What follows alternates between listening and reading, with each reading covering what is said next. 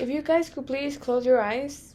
Now I want you to imagine that you're on top of a statue and you can see a whole city below you. Around the city is a beautiful blue ocean. In the horizon you can see mountains full of vegetation. If now you can open your eyes or look up. If this is what you imagine, then you have an idea what the landscape of Rio de Janeiro looks like. Rio de Janeiro is a place full of diversity and has even become integrated in our culture. Today, I will be talking about Rio de Janeiro's architecture, music, and festivities.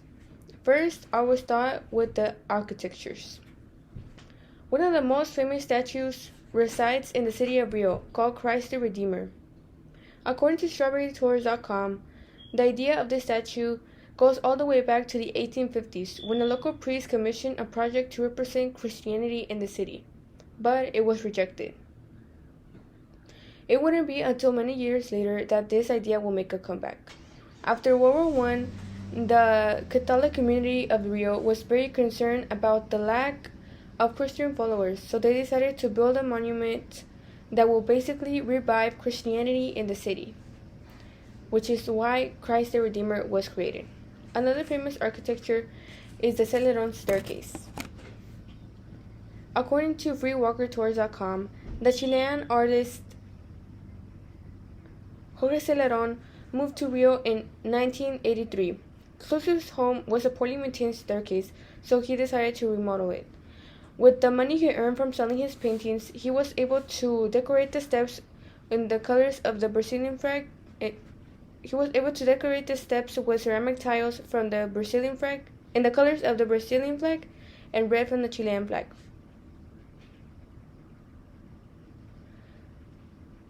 His work became very well known around the world, and the people would send in ceramic tiles from their home countries to help Celedon achieve this project. Next, I will talk about the music of Rio. Rio has a lot of different music styles and genres, but today I will be focusing on samba and bossa nova. According to pianity.com, samba is a genre that derives from West Africa, when enslaved people came to the Americas, bringing with them percussion, which is the main component of this genre. Some places to experience samba at its fullest is Rio's Carnival, and according to locomotive.com, samba de roda. Additionally, according to Pianity and Locomotive, bossa nova is a combination of jazz and samba. It is not a very popular music style compared to samba, but in the US it has become very popular, especially in the student population. Bossa nova helps you concentrate on homework and study. So it is likely that you or somebody you know listens or has listened to this type of music. Lastly, I will talk about Rio's festivities. Two of the most important aspects of Rio's Carnival are the traditions and the celebrations. According to RioCarnival.com, this event has Christian roots, so this is why it starts 5 days.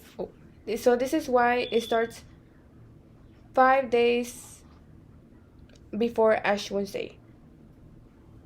According to Afar.com, it all started when Portuguese colonists came over to the Americas, bringing with them the European version of Carnival, which Rio later on added African dances and music. The Friday before Ash Wednesday is the initial day of the celebration.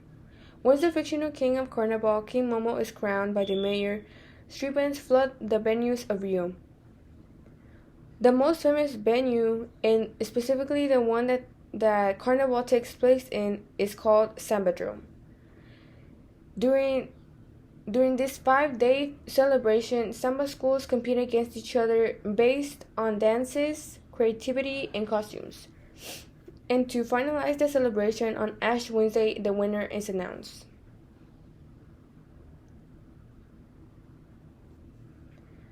Now I want you to, in conclusion, I have talked about Rio de Janeiro's architecture, music, and festivities. Now I want you to think back on the image you created earlier about Rio de Janeiro.